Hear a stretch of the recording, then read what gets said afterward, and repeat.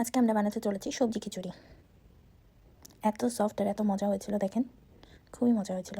প্রথমেই চুলাতে একটা প্যান বসিয়ে নিলাম, তার ভিতরে এখন পরিমাণ মতো তেল দিয়ে তাতে পেঁয়াজ দিব।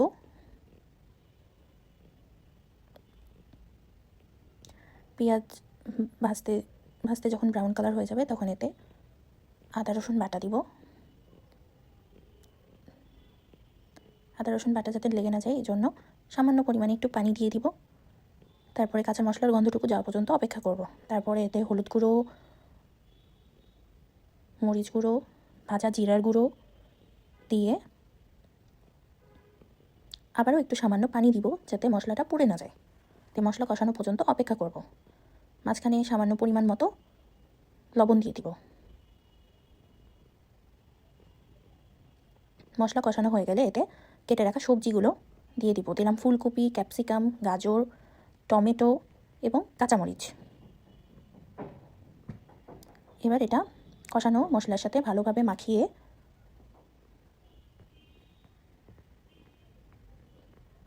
ফুটন্ত গরম পানি এর মধ্যে দিব পরিমাণ মতো, যাতে সবজিটা সিদ্ধ হয়ে যায়।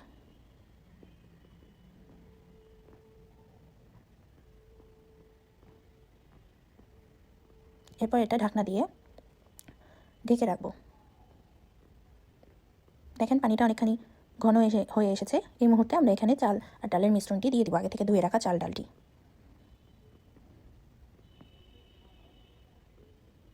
এবার এখানেও পরিমাণ মতো পানি দিয়ে সুন্দর মতো লবণটা এই মুহূর্তে একটু চেখে নেবেন যে ঠিক আছে কিনা। যদি ঠিক থাকে তাহলে ঠিক আছে, আর যদি না থাকে তাহলে আবারও সামান্য পরিমাণে একটু লবণ দিয়ে নেবেন যেটুকু প্রয়োজন।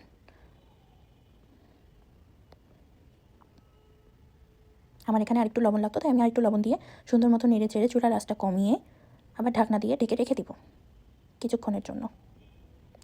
কিছুক্ষণ পর এসে দেখছি হয়ে গেছে, তখন এর উপরে ধনে পাতা ছিটিয়ে এটাকে ঢাকনা দিয়ে ঢেকে আলাদা জায়গায় রেখে চুলা মিডিয়াম টু লো রেঞ্জে রেখে এর উপরে একটি তাওয়া দিয়ে তাওয়ার উপরে এটা একটু দমে রেখে দেব। কিছুক্ষণ যাওয়ার পর এসে নাড়া দিয়ে দেখছি খিচুড়ি হয়ে গেছে।